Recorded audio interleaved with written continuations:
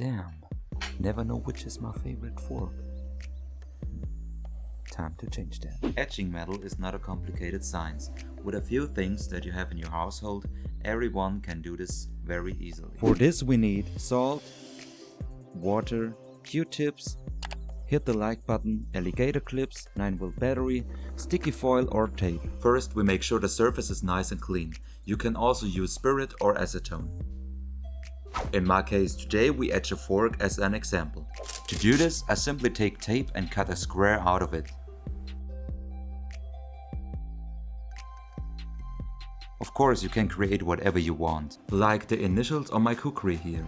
Before we start, make sure you wear a mask and do it in a well-ventilated room.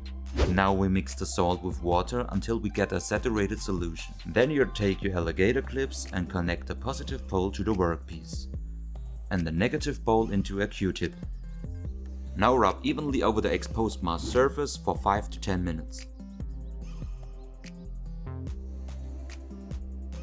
And we're finished.